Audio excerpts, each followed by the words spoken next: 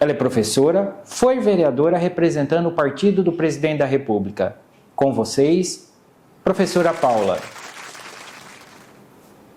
Paula Oliveira Faria, conhecida como professora Paula. É figura pública de Jaboticabal, nascida em 15 de julho de 1988. Professora de filosofia, servidora pública estadual e ativista pelos direitos das mulheres e direitos humanos. Em sua atuação política, Paula defende políticas afirmativas que ampliam a voz de minorias em direitos, como mulheres, negros, população LGBT, jovens e crianças. Ela luta por melhorias na educação, apoio às mulheres do campo e da cidade, juventude e cultura, buscando construir um mandato representativo e participativo. Paula mantém também presença ativa nas redes sociais. Muito obrigado, Paula. Seja bem-vinda ao nosso podcast, Speak Podcast de Jaboticabal. Seja bem-vinda aqui, sinta-se em casa. Muito obrigada, Lamar. Eu que agradeço pelo convite, por poder estar aqui, falar um pouquinho da questão profissional, da vida, né? Isso. Sempre bom a gente poder trocar essa ideia e se mostrar um pouco mais, né, para o público. Ser uma figura pública, a gente já é muito exposto, mas as pessoas acabam não conhecendo, né, a gente, às vezes o que a gente pensa.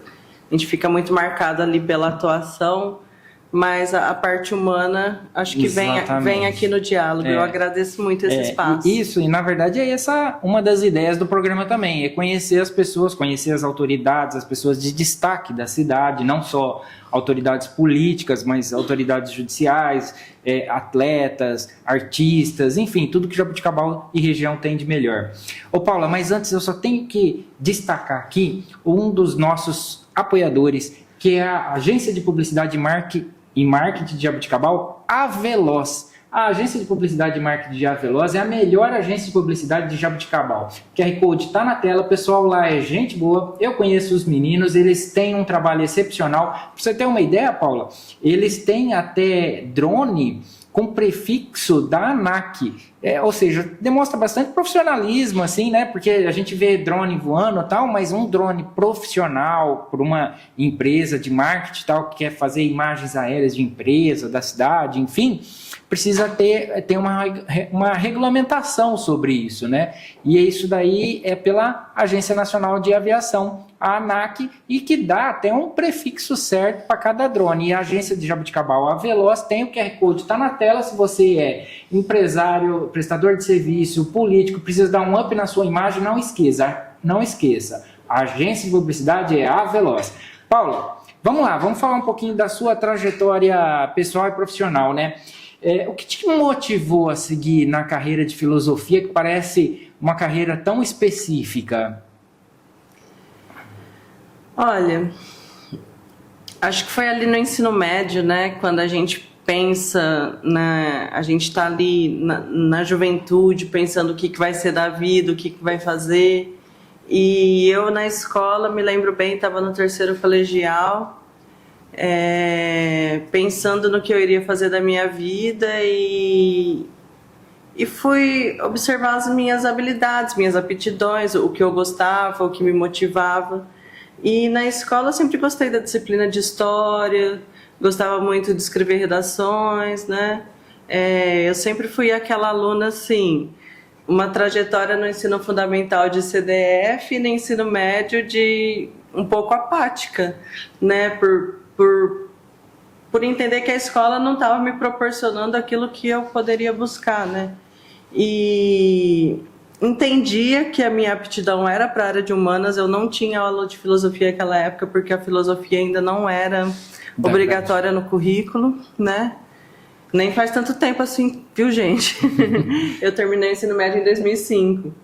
Não faz tanto tempo assim, eu já era formado também.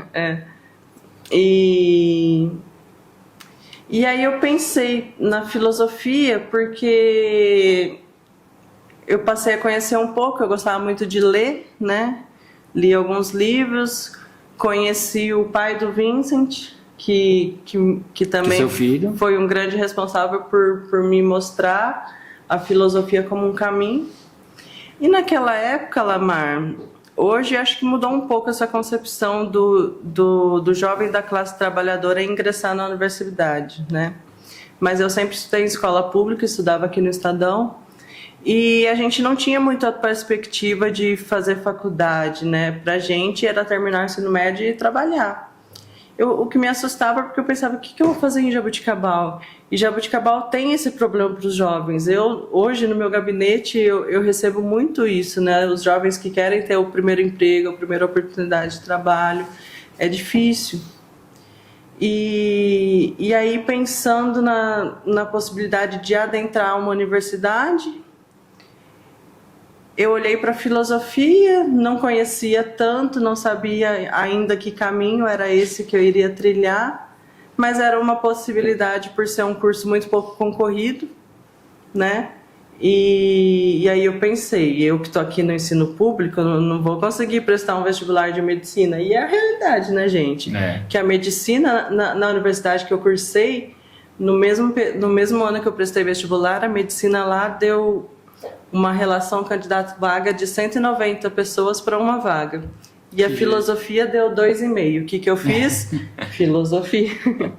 E aí, assim, eu fui morar 700 quilômetros distante da minha cidade, em Maringá, no Paraná. Fiz a Universidade Estadual de Maringá. Você é nascida lá? Não, sou nascida aqui. Ah, você é nascida aqui. É. Aí eu optei por fazer a universidade. Fui para lá, prestei, passei. Tá. E assim, sempre era muito claro para mim que se eu não gostasse do curso, se eu não me encontrasse nele, eu voltaria para casa ou eu mudaria de curso, né? Então, acho que eu sempre fui uma mulher corajosa, assim, porque eu terminei o ensino médio com 17 anos. Com 17 anos eu saio de Jaboticabal junto com meu namorado para cursar filosofia em um outro estado, uma outra cidade. É verdade. É assustador porque ao mesmo tempo que eu estava ingressando na carreira universitária, eu estava praticamente me casando com meu namorado, que a gente namorava há 1 ano, e nós ficamos juntos depois por 14 anos. O Vincent está aqui nos bastidores acompanhando. É o resultado disso. Teu estudo em filosofia e tal, e esse seu ativismo por defesa de minorias. Eu assistia toda a sessão da Câmara via YouTube, e eu sempre escutava você lá falando, defendendo seus ideais e defendendo assim o que a gente difícil ver numa Câmara Municipal de uma cidade com 70 mil habitantes até, que é uma defesa de minoria, né? Você fez esse trabalho de forma exemplar ali. Que eu me lembre, a primeira vereadora, inclusive, a tomar essa rédea, né?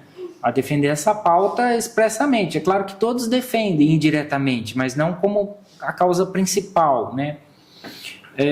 Como é que a filosofia te destacou sobre esse ativismo? Você já tinha essa idealização, esse intuito de defesa? Como é que foi? Olha, eu não acho que tenha sido a filosofia. Eu acho que foi mais a educação. Porque a minha aproximação com a política, ela não começa na universidade. A filosofia, ela é até um curso um pouco afastado da política, ao contrário das ciências sociais, sim, né? Sim. E meu campo... Tá, mas eu falo assim, na filosofia, você vendo esse prejuízo dessas minorias, das pessoas que estão ali em prejuízo, não dá um feeling ali de tentar intervir? Depois que a gente estuda Marx, entende o que é a sociedade de classes, a gente se identifica com uma classe, a gente sabe que está no prejuízo, sabe que está na opressão. E assim, pensando em como a filosofia já agia na minha vida, assim, antes mesmo da faculdade, eu tinha a percepção de que, sendo mulher da classe trabalhadora, morando na periferia, eu estava na desvantagem. Eu já tinha essa percepção no ensino médio, quando eu tomei contato com o feminismo, por exemplo, né? E principalmente na escola, quando eu começo a atuar e perceber o quanto a gente precisava lutar pela educação. Então, assim, eu como professora de filosofia, eu tinha a função de abrir a mente dos meus alunos, né? de fazê-los criar uma reflexão crítica, né? E para enxergar o mundo de maneira crítica. O que é uma maneira crítica? Uma maneira que a gente possa ter a nossa própria visão de mundo, fazer uma análise da realidade, né? E fazendo essa análise com meus alunos, eu acabava por fazê-los perceber que eles também estavam na desvantagem, né? E eu acho que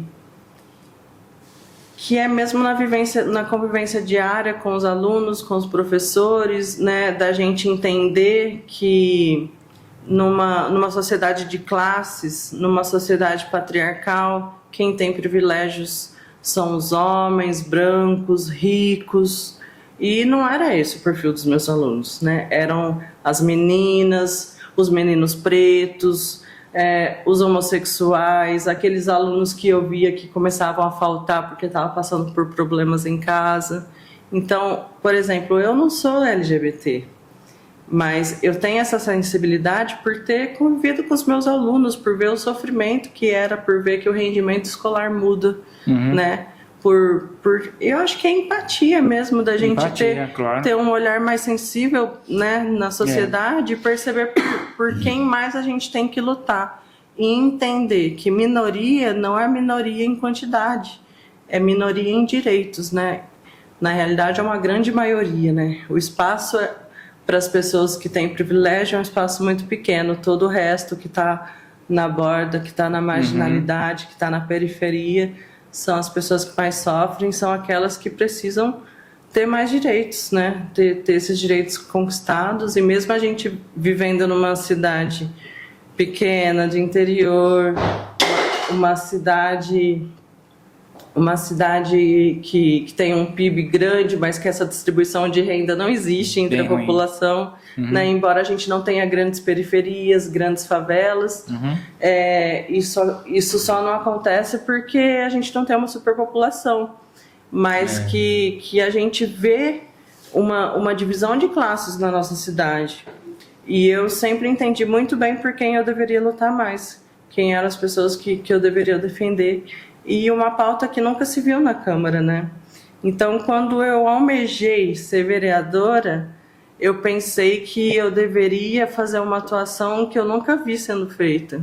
E acho que eu consegui fazer isso. Você falou bastante coisa aí que me destacou. Primeiro, você disse assim, você foi da periferia. Que periferia aqui de Jaboticabal? Bom, até hoje eu moro assim ao lado da casa dos meus pais, onde eu nasci e cresci, que é muito próximo ali do famoso Mutirão, o Parque 1º de Maio, né? E que, assim, historicamente e simbolicamente foi construído no governo do Partido dos Trabalhadores, né? Então, assim, eu vivi muito próximo aos bairros periféricos, né? Eu me lembro que quando eu cresci ali, era meio que o finzinho, assim, da cidade mesmo, né? A gente estava ali na borda. E você falou também, assim, que quando você percebeu, você verificou que não era só você que vivia nesse outro mundo, vamos dizer assim, separado, mas os seus alunos também. Essa capacidade de se situar e colocar os alunos nessa situação, assim, de saber aonde eles estão, é boa ou é ruim? O que você acha disso? Olha, eu acho difícil fazer um juízo de valor. Quem tem que dizer se é bom ou ruim não sou eu, né? Eu acho que o conhecimento a gente constrói junto, né? E por vezes, quando por exemplo, muito se fala em doutrinação, né? Principalmente a gente que segue essa ideologia da esquerda. Mas é um assunto que começou há pouco tempo, né? É um assunto meio desassuntado aí, né? Mas, na realidade, quando a gente trabalha esses conteúdos em sala de aula e eu não invento esses conteúdos, não sai da minha cabeça, tá ligado? Existe um currículo escolar, né, um currículo de filosofia. Hoje em dia, o currículo de filosofia ele tem se enxugado, porque a filosofia a gente tem só no primeiro colegial, por exemplo, né? Então, a gente está retrocedendo. Mas assim, lá no início da minha carreira como professora, que a gente tinha filosofia no primeiro, no segundo, no terceiro, por exemplo, no terceiro colegial eu trabalhava quase que basicamente filosofia política, era o currículo. Então eu precisava fazer meu aluno entender o que é a política. Por quê? Porque a gente vive numa sociedade política. Se a gente não entende o que é política, a gente já está na desvantagem. Então era essa a letra, entendeu? E assim, aqueles que acompanhavam iam percebendo isso. Hoje muitos alunos me agradecem por ter dado essa visão, assim, sabe? Mas é uma coisa de que não sai de mim, né? A gente apresenta aquilo que os pensadores pensaram, a gente apresenta o modelo de sociedade que a gente vive, a gente apresenta a nossa visão de mundo muitas vezes. Os alunos gostam muito de me perguntar o que eu penso a respeito disso ou daquilo. Professora, você tem religião? Professora, você é a favor do aborto? Né? E ali é o espaço que eu tenho não para fazê-los pensar da mesma maneira que eu, mas para dizer a maneira como eu penso, a maneira como o senso comum pensa, e a gente debater e que cada um possa formar, né, a sua própria visão de mundo. E assim, por vezes, você fazendo essa pergunta se é bom ou ruim, por vezes quando a gente chega nesse tema, é um tema espinhoso. Quando o aluno toma consciência da sua realidade, de que ele está realmente na desvantagem, quando, por exemplo, eu me lembro assim, de alguns momentos que você chega numa classe e fala, gente, nós não vamos ter um milionário saindo daqui. Por quê? Porque não existe ascensão de classe. Quem fala isso não é a professora Paula, é Marx, né? Por quê? Porque a gente não vai ser dono dos meios de produção, a gente vai vender a nossa força de trabalho.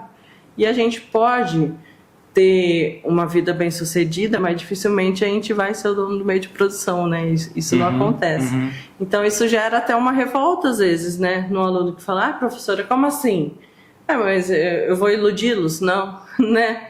Então, é bom ou ruim, eu não sei, não sou eu que tenho que dizer, eu acho que é cada um que tem que se formar, né? Certo. Alguém que você se inspira? Existe uma personalidade tanto jabuticabal como nacional ou até internacional? Você tem alguma fonte de inspiração baseada numa pessoa? Olha, eu vou falar de uma das primeiras biografias que eu li ainda no ensino fundamental, que é do Che Guevara. E assim, ele foi uma das minhas inspirações. Eu nem sabia o que era socialismo na época que eu estava lendo o livro do Che Guevara. Então, assim, muitas pessoas me inspiraram. Acho que tudo aquilo que a gente constrói, né, a partir dessas inspirações. Che Guevara foi uma pessoa assim que me deu muita visão de ser um revolucionário, tá ligado? De você muitas vezes ter que tomar a frente ali e lutar pelos seus, né? E depois disso eu citaria pessoas que nem são assim tão mártires, né? Quando eu comecei a ver as mulheres na política, né? O meu primeiro contato com a política foi através do sindicato, né? Porque na faculdade eu não tive muito envolvimento com a política. Por quê? Porque eu estava lá para estudar, eu era pobre, eu tinha que terminar o curso em 4 anos e voltar embora e trabalhar. Era isso. Então, não tive tempo de me movimentar muito politicamente na academia, né? Nesse sentido. E quando eu entro na escola, através do concurso público, eu já entro como professora efetiva. Eu já me deparo com uma grande greve. E aí eu vou entender, peraí, o que está acontecendo aqui, né? E entendendo assim, o quanto que a educação é defasada, é precarizada, enquanto que o profissional da educação é extremamente desvalorizado. E que isso, no final das contas, na ponta final, são os nossos filhos que também recebem, né, essa educação precarizada. É. E aí eu entro no sindicato, na POSP. E aí eu começo a ir para São Paulo nas greves e ver aquelas mulheres no caminhão falando, lutando, porque a educação ela tem um recorte de gênero, né? Porque as mulheres sempre foram as responsáveis por educar. Então a classe de educadoras é muito feminina. E talvez esse seja um dos motivos de ser tão desvalorizado também. Também. Né? Historicamente é. Sim. E eu me lembro a primeira vez que eu vi a Bebel, que hoje é deputada estadual, conhece? Ela Foi sempre a presidente do PROESP. Ela sempre foi a presidenta, né? Mas assim, com perdão do palavrão, a mulher é foda, tá ligado? Ela subia lá no caminhão, ela falava, e aquilo apaixonava, e eu pensava, nossa, será que eu posso estar nesse lugar, né? Legal. E tipo assim, eu sou muito tímida, né? Talvez na atuação política não pareça, mas a dificuldade de você se colocar em público, em você lutar pela sua categoria, tudo isso me apavorava, né? A primeira vez que você fala ali num palanque, a primeira vez que você precisa fazer um motim na escola para parar, para todo mundo fazer greve, para a gente lutar. Eu acho que essas são as pessoas que de fato me inspiraram, foram aquelas que eu conheci durante a minha trajetória política. E a primeira pessoa que falou para mim, Paula, vai lá na frente falar, você tem que ir, você tem que começar, foi a Carlota, que estava comigo nesse movimento. E então, assim, essas são as inspirações dessas mulheres fortes que eu vi e que eu quis um dia poder ser. E eu acho que eu consegui. Independente de partido, a Carlota representa muito para Jaboticabal, né? Foi prefeita, foi vereadora, foi líder sindical, foi professora, né? Então, inclusive queremos você aqui, Carlota. Logo, logo o convite já está aberto. Paula, você foi vereadora em Jaboticabal de 21 ao final de 24. Teve muita dificuldade? Eu assisti tua última sessão da Câmara e eu vi o seu emocionado discurso na tribuna. E você falou de algumas dessas dificuldades. Fala pra gente um pouquinho das suas dificuldades e da dificuldade da mulher. A gente viu que a mulher, só quero destacar isso, graças a Carlota, graças a Renata Cirati, graças à doutora Andréia, graças a Val, quem mais de mulher? Eu. Não, tirando você. Só né? nós 4. Não, mas que já passou também. Que já passaram? A gente tem um quadro ali na Câmara, né? Acho que todo mundo tá convidado a ir lá ver, que é o painel das mulheres que já foram vereadoras. São pouquíssimas. Poucas, né? Pouquíssimas. Então, graças a essas mulheres, líderes, todas, Jaboticabal aí, até que razoavelmente, ainda em déficit, mas tem lá um papel feminino na Câmara e na política, já que já tivemos há 20 anos atrás uma prefeita, né? E hoje a gente ainda tem essa dificuldade, mas há 20 anos atrás a gente conseguiu. Mais de 20, né? 25. Então, você sofreu, quais as suas dificuldades? Conta pra gente a respeito disso, a sua e da mulher em geral hoje, na política. Olha, não sei se sofrimento é a palavra, né, para expressar isso, mas foi duro, foi difícil, foi um mandato difícil, porque eu fui eleita pelo Partido dos Trabalhadores num dos momentos mais difíceis historicamente do partido, né, que a gente sofria ali uma perseguição imensa, onde nosso maior líder estava sofrendo um processo extremamente injusto, estava preso.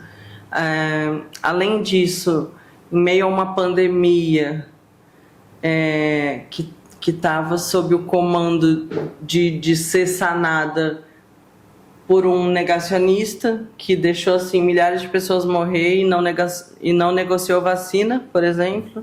Então, assim, eu fui eleita, eu entro para fazer meu mandato num dos momentos difíceis para o meu partido e para o Brasil e para o mundo, né? Numa pandemia. Então, Todos os políticos dessa temporada tiveram grande dificuldade, a começar até pelo prefeito, seja o prefeito que tinha saído, o prefeito que entrou, porque ninguém sabia, né? Eu acho que talvez o principal agente político aí mais que recebeu mais vidraça aí foi os prefeitos, né? Foram os prefeitos. Né? Porque eles tinham que executar e não sabiam como, e fecha comércio, e abre comércio, e não corre atrás de vacina. E governo federal que não deixa ir atrás de vacina. Acho que a maioria tomaram muitas decisões erradas. Assim, eu pego o prefeito Edinho como exemplo de Araraquara. Sim. O Edinho fez lockdown em Araraquara. Tá ligado? Então, tipo assim, lá começou uma cepa nova, porque eles receberam alguns pacientes de Manaus. Foi ali que se descobriu que tinha essa cepa que era mais forte, que estava matando muito mais rápido. Controlaram. Então, assim, a visão política fez muita diferença. Aqui em Jaboticabal, como é que você acha que como é que foi a atuação aqui? Porque a gente pegou, como lá em Araraquara também, mas pegou assim a transição de governo, né? Tava finalizando o prefeito de 2020 e iniciando o prefeito de 2021. A pandemia pegou um pouco de cada um. E a gente teve lockdown aqui também. A gente teve dias de morrerem 7 pessoas. Sabe? Eu acho que, assim, ao meu ver, né, estando dentro do legislativo, embora não fosse da minha competência sanar esse problema, a gente estava ali tentando dar um rep, tentando dar uma ajuda, dar uma visão, falar, prefeito, vai por aqui, tá ligado? É claro que eu não era atendida, né? Porque ele tinha lá a sua equipe, a sua visão. Eu penso que o prefeito Ori, que pegou o início, tomou um caminho assim até um pouco mais radical. Lembra que no início teve comércio fechado, né? A gente fez uma audiência pública de minha iniciativa. Pedimos a paralisação das aulas no município, assim como foi paralisada no estado, mas a partir disso também cuidamos da segurança alimentar dos alunos que ficariam sem a merenda, então a gente fez com que o prefeito fornecesse a cesta básica para os alunos, então assim, tudo isso aconteceu e foi importante. O prefeito Ori fez o hospital de campanha, né? Lembra que foi ali em Coronel Vaz, isso foi importante, mas por outro lado o Emerson também fez lá na terceira idade. Isso. Então, assim, eu acho que as medidas que eles tomaram foram acertadas, mas poderiam ter tido outras, assim, né? Eu não sei, Paulo, eu acho que a gente é muito engenheiro de obra pronta. Hoje é fácil a gente falar, e mesmo assim não é tão fácil, né?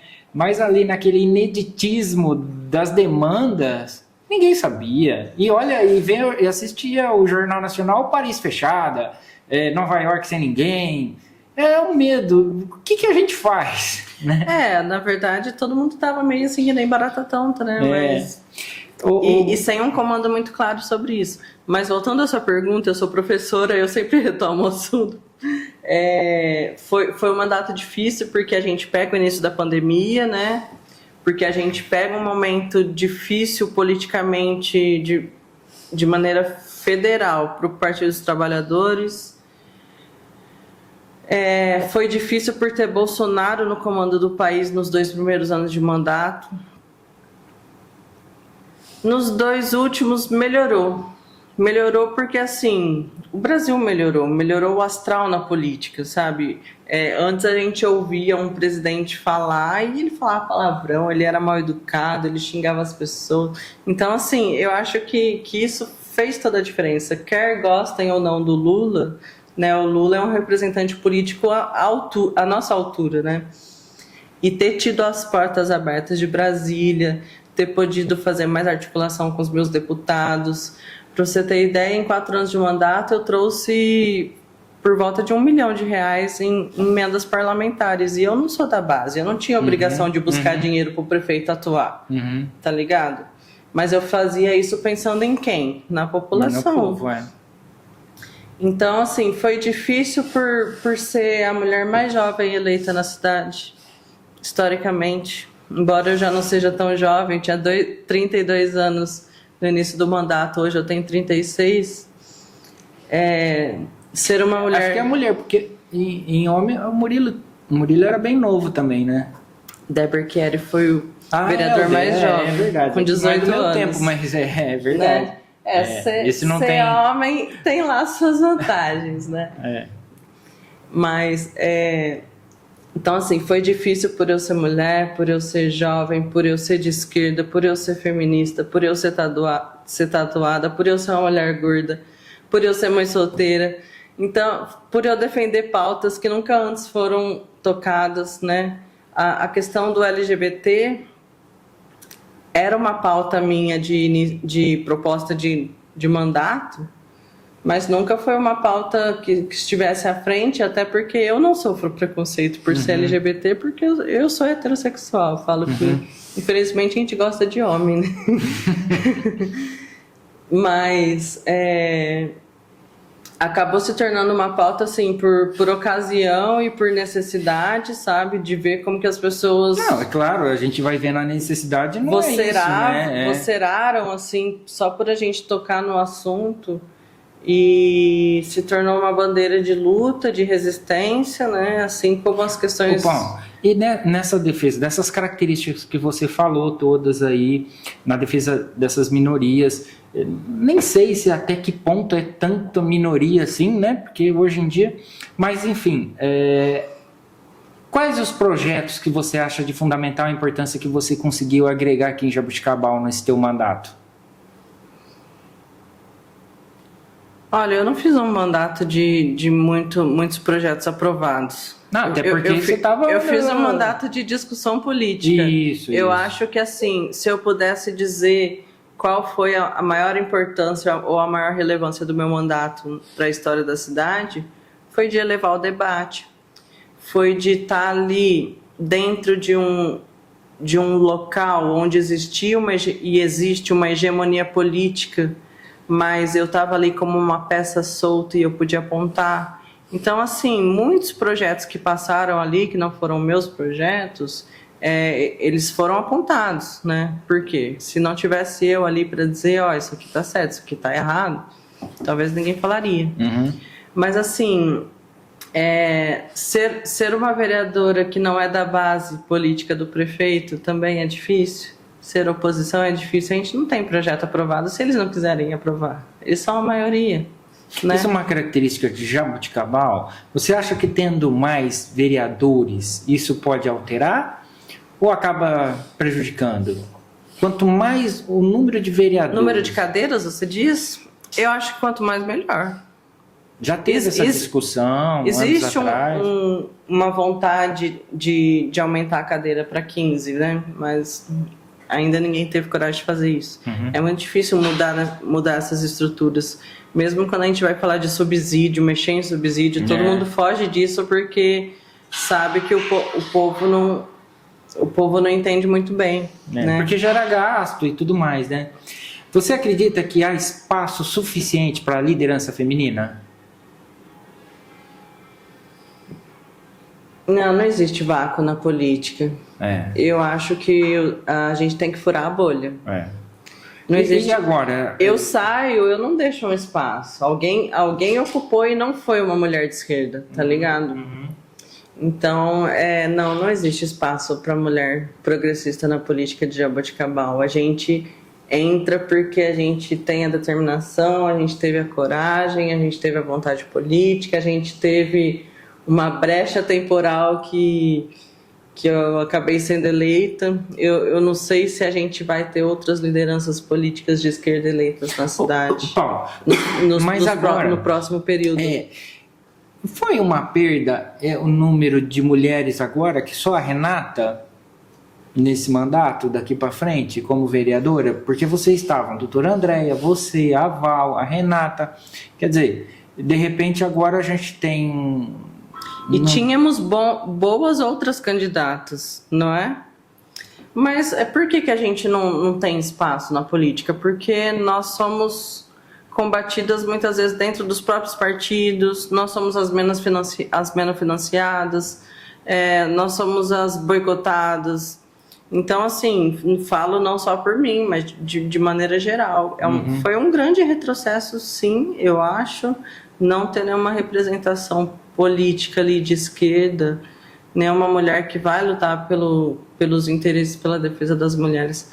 Nada contra a vereadora Renata, mas ela não faz um mandato de atuação em defesa do feminismo, assim como era uma característica do meu mandato, por exemplo.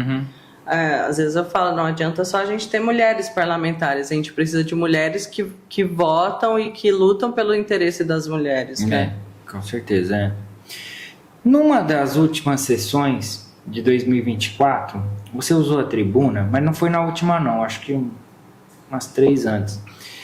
A primeira depois das eleições. E você falou assim, que o principal vencedor das eleições foi o presidente da Câmara da época, o doutor Edu. Queria que você comentasse a respeito disso. A gente sabe, o doutor Edu já foi, uma liderança inegável, já foi vereador, acho que por 7 mandatos ou mais, presidente da Câmara inúmeras vezes. Tem gente que odeia o Dr. Edu, ame ou odeie, bem assim. Mas no final, você, apesar dele não ter sido eleito, reeleito como vereador, ele foi aí o protagonista da união entre a vice-prefeita atual e o prefeito atual. É com base nisso que você falou que ele foi o principal vencedor das eleições? O que você tem a dizer sobre isso?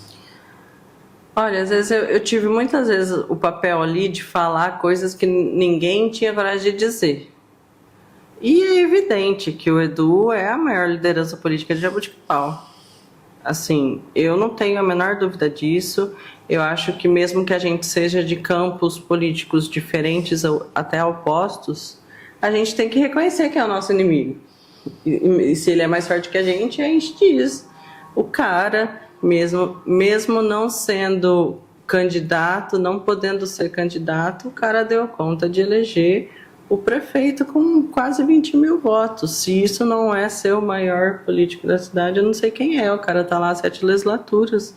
Então, assim, eu falo do ponto de vista de alguém que conhece a atuação de um político que tem força, que tem competência. Não concordo muitas vezes, ele sabe disso. Mas a gente tem que reconhecer, tem que falar a verdade, né?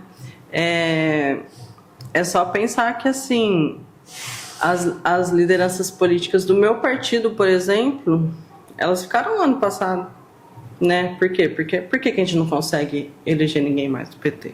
Então, assim, o que acontece, né? Internamente, ninguém sabe o que a gente vive dentro do partido, né? Mas foi para mim uma grande dificuldade permanecer dentro do Partido dos Trabalhadores. Então, assim, eu sempre digo que ser mulher, não vir de uma tradição política, né, de uma família política, e de repente ser eleita ali quando existem lideranças políticas mais fortes que queriam ter dos seus eleitos, você vai ser combatido às vezes dentro do seu próprio partido.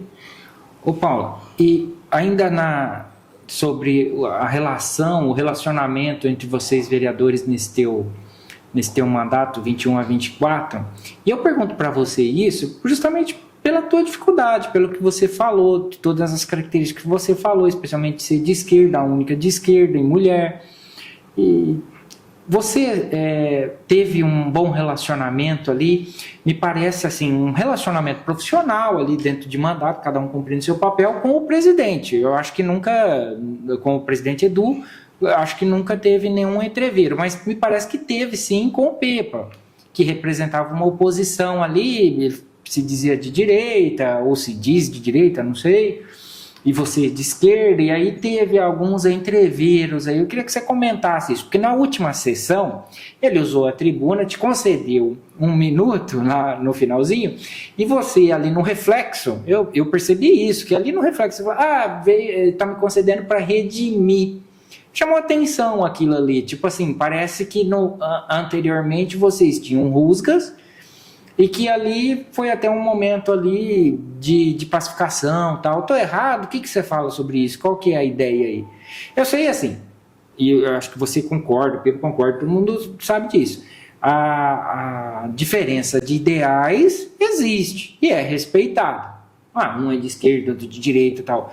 Mas teve entreveros pessoais, assim? Acho que não sei. Então, você está me conhecendo hoje e eu acho que você já percebe que eu sou uma pessoa muito de boa, muito suave. Claro. Então, assim, é essa a relação que eu busco ter com as pessoas. Então, por mais que a gente discorde, a gente vai trocar uma ideia, a gente vai conversar, a gente vai debater. E os embates, eles aconteciam no plenário. Fora do plenário, eles não aconteciam. Né? Ontem eu até falei isso com o Pepe, porque o Pepe é um cara que eu gosto fora da política, assim, de relações pessoais mesmo.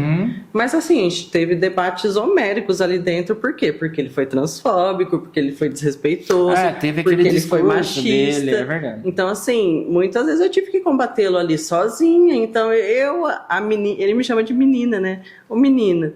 Então, a menina, tive que combater as ideias, assim, que estavam mais fortes na época, que é o próprio bolsonarismo, né? E eu acho que ele representou muito bem isso na Câmara durante esses 4 anos. Então, assim, as minhas relações pessoais, elas são muito tranquilas. Eu sou uma pessoa que, assim, eu fujo muito do conflito, do confronto, tá ligado? Porque eu entendo que não é essa a forma da gente fazer as coisas. Tanto é que, assim, até a minha atuação política como uma vereadora de oposição nunca foi muito violenta e talvez algumas pessoas até criticaram isso, né, esperando que eu fosse mais combativa, que eu falasse mais mal do prefeito. Então, tipo assim, não, eu não vou fazer isso porque não é assim que eu quero fazer, sabe?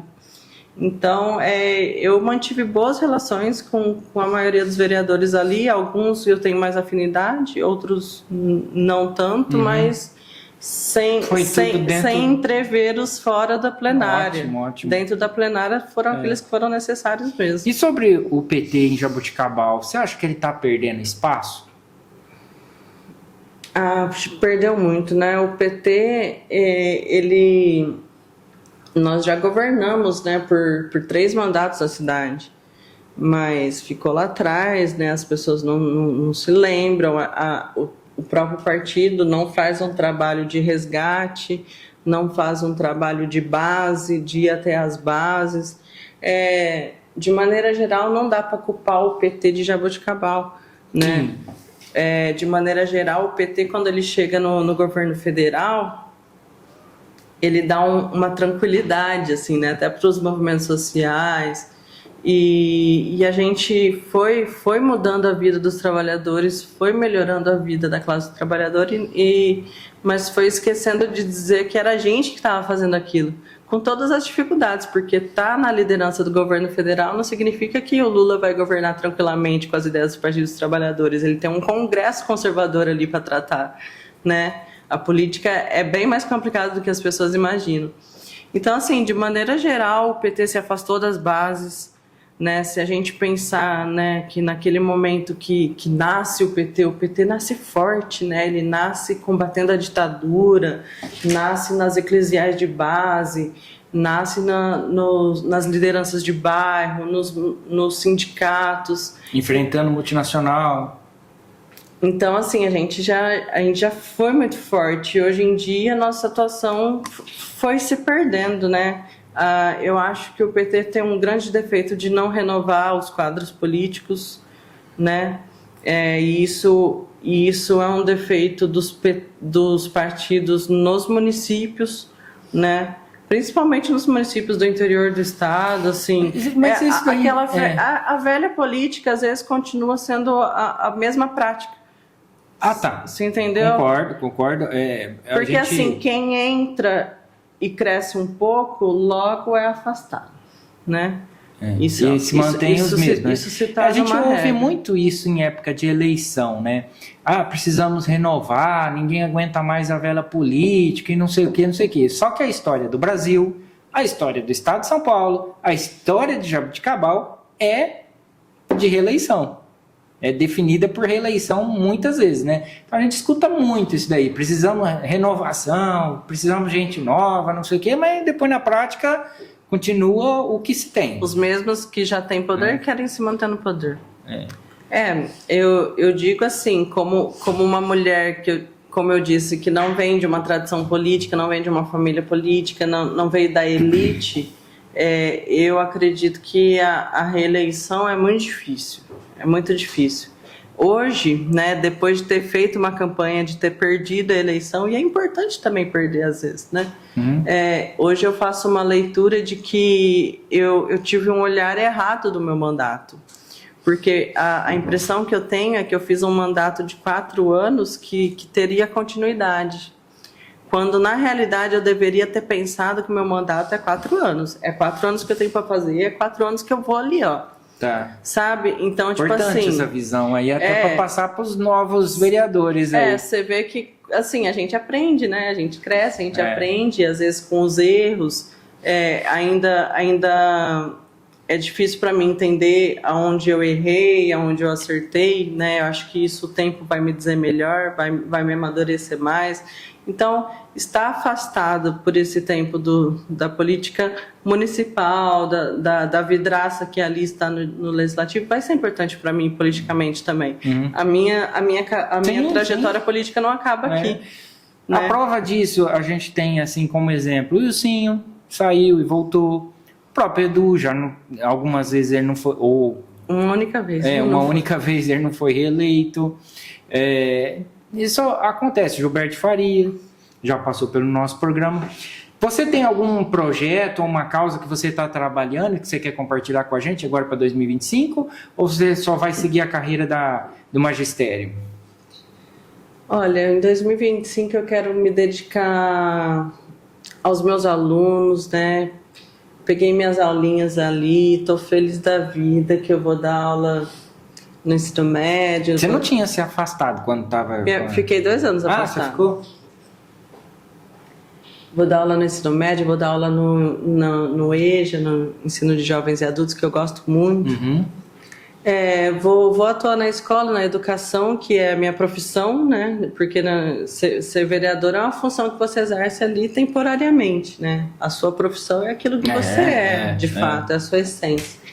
Então, vou me dedicar a ser professora, a ser uma professora melhor, porque enquanto eu estava vereadora, eu confesso que eu não conseguia dar conta de tudo, né? Então, vou me dedicar a ser uma professora melhor, vou me dedicar a ser uma mãe melhor, vou me dedicar a cuidar um pouquinho mais de mim, porque, assim, não é fácil você ser vereadora, ser professora, ser mãe, ser dona de casa, né? Então, eu falo que, assim, a gente faz tudo, mas alguma coisa fica mal feita, né? Ninguém é heroína aqui, não. Então, assim, vou cuidar um pouco de mim, cuidar um pouco da minha saúde. Ô Paula, como é que você enxerga o futuro de Jaboticabal daqui a 10 anos no que se diz respeito à inclusão social? Posso retornar àquela vontade, questão do que eu vou fazer? Porque agora eu estou pensando aqui, o que eu vou fazer esse ano, né, gente? Vamos ver quais são os projetos para 2025. Mas só ser professor, além de ser um dom, é uma dificuldade. A gente tem conhecimento. Não é difícil ser professora. Para quem tem o dom. Será que é dom? Habilidade, a gente vai aprendendo com o tempo. Eu adoro ser professora. Difícil na escola é aguentar as coisas que vêm de cima para baixo, o estado que às vezes dilacera a gente. Né? Ser professora é super tranquilo. Eu vou continuar trabalhando como assessora da deputada estadual Marcia, né? Então, legal. Então a gente vai ter um acesso aqui à deputada. Eu continuo sendo o caminho para deputada. Jaboticabal, com certeza. Por quê? Porque eu continuo trazendo o trabalho da deputada para a cidade, né? Então, politicamente, eu vou fazer isso, né? Não vou abandonar a liderança política que me abraçou, que me ajudou, que foi a Marcia. Importante. Né? Então eu continuo com esse canal, continuo cuidando das instituições que a gente conseguiu ter um olhar, principalmente a Casa Maria, né? Então, assim, tá para sair um recurso legal para a casa poder se manter e que isso vai ser uma parceria, que isso é uma responsabilidade que eu peguei para mim, né, de não me afastar da política nesse sentido, porque acho muito legal essa parte da política da gente destinar as emendas, da gente poder ajudar um projeto que faz um trabalho especial, assim, que muitas vezes não é olhado, porque pode perceber, só algumas instituições de Jaboticabal são escolhidas para serem ajudadas, outras ficam lá no abandono, né? É mesmo? Tem isso? Eu não sei. Tem. E Jaboticabal é conhecida como uma cidade assim de bastante filantropia, com bastante entidades, e tem algumas que ficam excluídas do poder público. Algumas são prioridades, né? Outras nunca. É verdade. Inclusive uma luta que foi uma luta do meu mandato, que eu cheguei quase com o pezinho na porta para abrir uma casa de acolhimento para pessoas LGBTs e acabou não dando certo. Então isso continua sendo uma luta minha junto ao mandato da Márcia, porque se a gente conseguir essas verbas, quem sabe no futuro próximo a gente possa abrir essa casa de acolhimento. E eu te digo, é necessário. Por quê? Né? É por isso que tantas vezes eu pegava em cima dessa pauta, porque as pessoas que eu defendo hoje, elas estão morando na rua, sabe? Estão ali à margem real da sociedade, na drogadição, na prostituição. Por quê? Porque elas não estão no mercado de trabalho, elas não estão atendendo a gente nas lojas, nos consultórios, não são nossos professores, você entendeu? Então, uma mulher trans, uma mulher travesti que está numa situação de vulnerabilidade, ela não tem acolhimento na Casa Maria e ela não tem acolhimento na casa transitória. Para onde ela vai? Quem são as pessoas mais expulsas de casa? Então, assim, isso sempre foi uma preocupação minha, que eu sempre tive uma sensibilidade e uma vontade de poder ajudar nesse sentido, e que é um sonho que é possível de conseguir, da gente poder ajudar o governo municipal a abrir uma nova casa. Mas isso precisa ser uma vontade política do governo municipal também, então, é importante justamente, a história de Jaboticabal, cheia de costumes, religiosidade, familiar, enfim, eu acho a história de Jaboticabal muito tradicionalista. E essa novidade desse tipo de público LGBT, que a gente não tem nem dados, ou a gente não sabe o número de pessoas, em que situação, em qual bairro, a gente não tem estatística sobre isso. A única pessoa que realmente destacou esse assunto nos últimos anos foi você na vereança. Mas tirando ali, a gente não vê isso em imprensa, a gente não vê isso em imprensa local, em noticiário, a gente não vê nenhuma, ou eu desconheço, nenhuma atividade do poder público ligada especificamente para esse público. Me parece que não tem. Você está falando até da dificuldade de ter uma entidade específica assim. Você acha que Jaboticabal, com essa tradição, isso daí também não emperra bastante? O povo de Jaboticabal talvez não aceita ou é meio avesso a esse tipo de conduta? Eu acho que isso não é um defeito nosso, assim, não é exclusivo nosso, é geral. É geral. É geral, mas Jaboticabal é bastante conservadora, né? Tem uma tradição conservadora, especialmente. Mas é essa dificuldade da gente fazer política pública pensando nessas pessoas. Por quê? Porque a gente não tem dados. Então, assim, uma das primeiras coisas que o meu mandato fez foi indicar para a prefeitura fazer um censo da população de rua com o recorte LGBT, por exemplo. Por quê? A gente não vê nenhum programa sendo feito para essas pessoas. Essas pessoas, elas não têm RG, elas não têm o título de eleitor, né? Então, elas não existem. Existem, a gente sabe onde elas estão, inclusive, né? E elas são gente, e é para elas que a gente tem que olhar também. Então, eu indiquei para ser feito um censo. O professor Emerson até chegou a movimentar algo nesse sentido, tinha contratado a Unesp, uma empresa para fazer, então assim, chegou quase a dar certo. Então eu falo que assim, as coisas chegaram quase a dar certo e talvez se esbarraram sim nesse conservadorismo, nessas ligações dos pastores que existiam e que intimidavam. Então, assim, qual que é o entrave da gente lidar com isso na sociedade, né? Então, sim, por muitas vezes o meu papel era mais de fazer o debate, de trazer à tona o tema. Talvez é uma coisa que não é para agora, não é para hoje, mas quem sabe mais para frente. Eu tenho paciência, eu sou persistente, então eu acho que assim, eu tenho a visão de que as coisas precisam mudar e precisam melhorar. Não precisa ser hoje, não precisa ser amanhã, mas precisa ser. Esse tipo de público, de pessoa, eu não falo público, né? Acho que é até chato falar público. Não é público, são as pessoas, são seres humanos. A diversidade que nós somos, né? Completamente aceitável. Tem crescido em Jaboticabal? Você tem? Você acha que... Porque assim, aparentemente sim, mas é aparente, a gente não tem dados técnicos. Eu não acho que é um crescimento, eu acho que é... o fato das pessoas, né, atualmente terem mais representatividade na TV. Então, assim, terem mais representatividade, por exemplo, ver uma Erika Hilton, uma deputada federal eleita, uma transexual, uma travesti, com certeza faz com que as pessoas vejam que essas pessoas existem e que elas precisam ocupar também esse espaço, né? Então, assim, não é que existe um aumento, mas que existe um caminho maior para as pessoas poderem ser quem são de fato, né? Então, é claro que se a gente olhar 50 anos atrás, não tinha, porque essas pessoas existiam, mas elas estavam escondidas, né? Hoje tem mais notoriedade, né? E a gente pode dizer, seja você, seja quem você é, né? Só que cuidado, porque é perigoso, porque você pode apanhar na rua, você pode ficar sem seu emprego, né? É complicadíssima essa questão.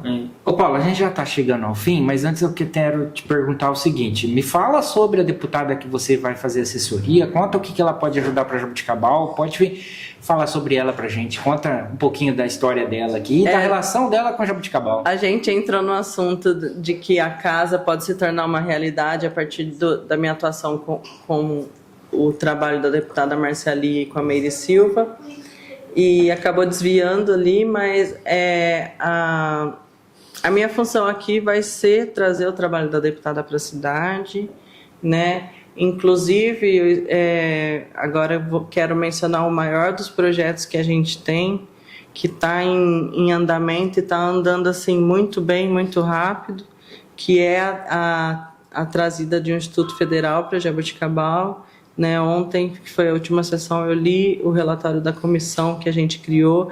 Eu pedi encarecidamente para o professor Jonas para recriar essa comissão. Embora eu não esteja atuante ali como vereadora, eu continuo fazendo meu trabalho político junto à deputada.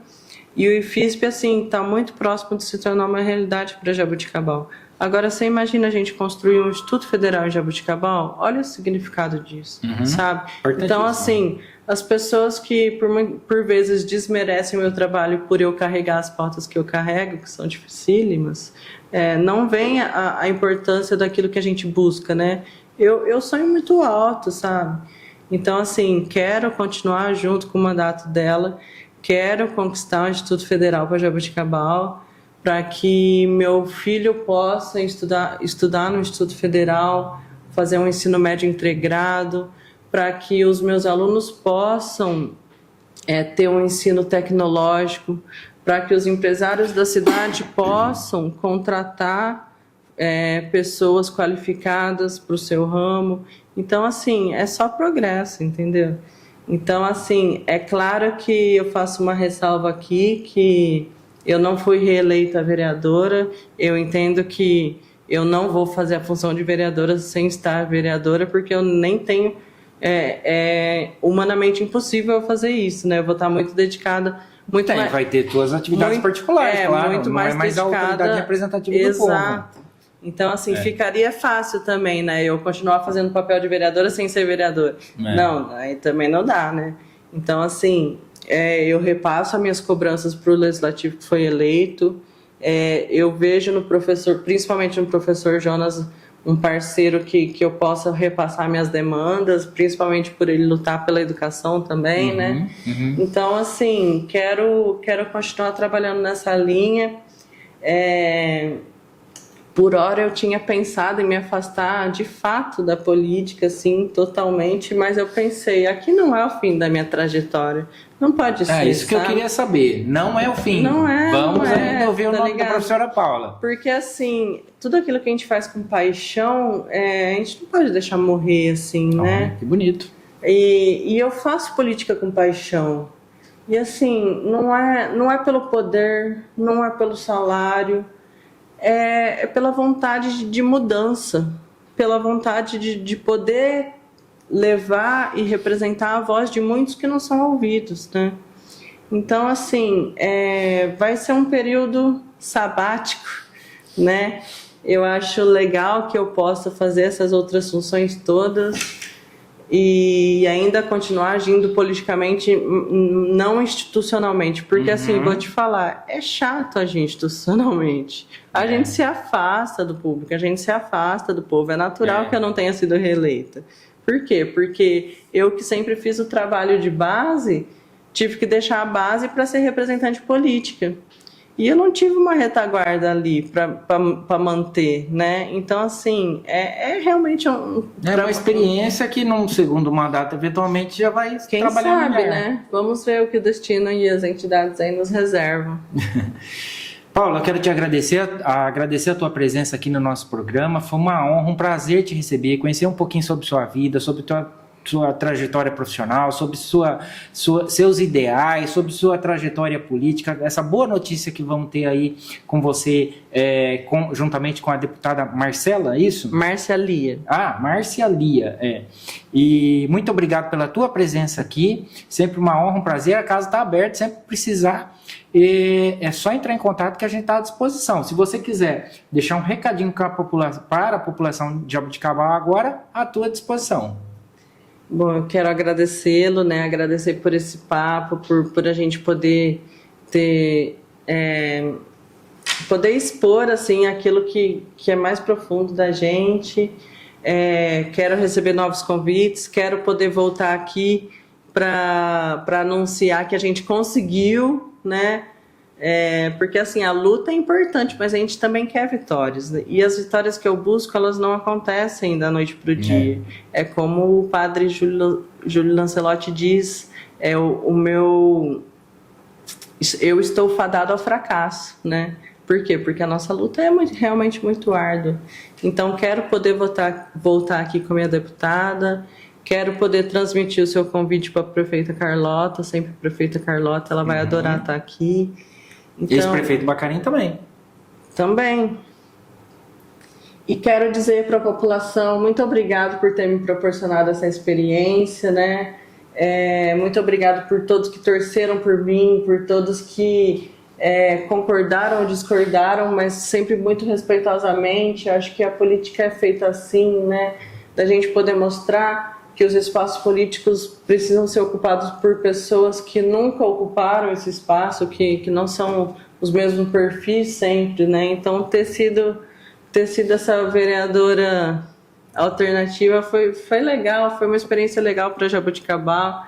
Eu espero ter aberto aí uma porta para que surjam novas lideranças políticas na cidade, para que a gente tenha uma cidade melhor, uma cidade mais progressista, mais mente aberta, com mais oportunidades. É isso que eu espero e, assim, a palavra é gratidão, só tenho a agradecer mesmo e um bom ano para todo mundo. Obrigado, Paula. Você disse que você sonha alto. O professor Leandro Carnal ensina, né, que a gente tem que sonhar bem alto, porque geralmente a flecha cai mais embaixo. Então a gente tem que sonhar alto mesmo. Pessoal, a gente está encerrando por aqui. Eu não posso esquecer de falar da agência Aveloz, agência de publicidade e propaganda de Jaboticabal, a melhor agência de publicidade e propaganda de Jaboticabal. Pessoal de lá é ponta firme, profissionais adequados que vão atender a sua necessidade. Profissionais competentes, a meninada lá, meninada que eu digo porque é gente nova, tinha que estar nessa área, muito competente e simpática, inclusive. A agência de publicidade de Jaboticabal é a Aveloz. Pessoal, até o próximo programa, fiquem com Deus e muito obrigado.